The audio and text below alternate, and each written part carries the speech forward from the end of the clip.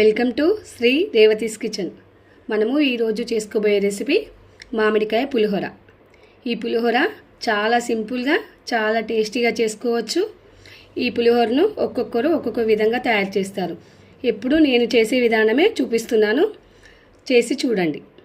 ఈ పులిహోర కోసం ముందుగా అన్నాన్ని వండుకొని ఉంచుకోవాలి.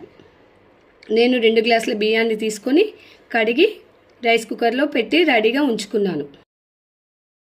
పులిహోర కోసం ఒక మామిడికాయను పొట్టు తీసి గ్రేట్ చేసుకుంటున్నాను.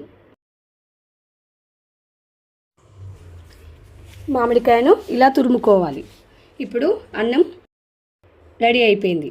రెడీ అయిన అన్నాన్ని చల్లారబెట్టుకుంటున్నాను. అన్నాన్ని బాగా చల్లారబెట్టుకోవాలి. ఇప్పుడు తాలింపు కోసం స్టవ్ పైన కడాయి పెట్టుకొని తగినంత ఆయిల్ వేసుకోవాలి. ఆయిల్ వేడెక్కిన తర్వాత ఆవాలు జీలకర్ర వేసుకొని బాగా ఫ్రై అయిన తర్వాత 1 టీ స్పూన్ మినప్పప్పు, 1 టీ స్పూన్ పచ్చిశనగపప్పు, ఒక 3-4 టీ స్పూన్ల పల్లీలు,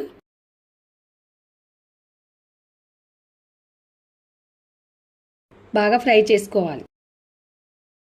ఎండుమిర్చి ఒక 5-6 పచ్చిమిర్చిని కూడా తీసుకోవాలి. వీటిని కూడా బాగా ఫ్రై చేసుకోవాలి. వేగే వరకు బాగా ఫ్రై చేసుకొని కలుపుతూ ఉండాలి.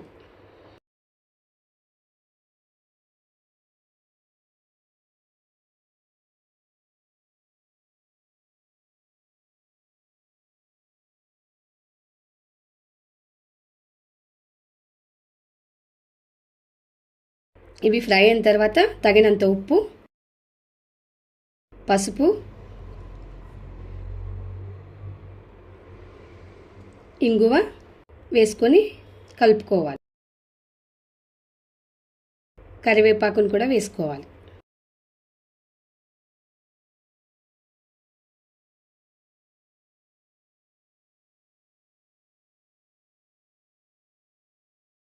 ఇప్పుడు అన్నం చల్లారిపోయింది. చల్లారిపోయిన అన్నంలో పచ్చి మామిడికాయ తురుము, ఇప్పుడు చేసుకున్న తాలింపు, ఒక 3-4 టీ స్పూన్ల నువ్వుల పొడిని వేసి బాగా కలుపుకుంటున్నాను. ఈ తాలింపు, నువ్వుల పొడి, పచ్చి మామిడికాయ తురుము అన్నీ అన్నానికి పట్టుకునేలా బాగా కలుపుకోవాలి. అప్పుడే పులిహోర చాలా టేస్టీగా ఉంటుంది. నేను ఇక్కడ 2 గ్లాసుల బియ్యం అంటే 1/2 కేజీ బియ్యం వరకు తీసుకున్నాను. 2 గ్లాసుల బియ్యానికి 4 గ్లాసుల నీళ్లు పోసి పొడి పొడిగా అన్నాన్ని వండుకున్నాను. పులిహోర కోసం ఎప్పుడైనా అన్నాన్ని పొడి పొడిగా వండుకోవాలి. అప్పుడే పులిహోర చాలా టేస్టీగా ఉంటుంది, చాలా బాగా కుదురుతుంది కూడా.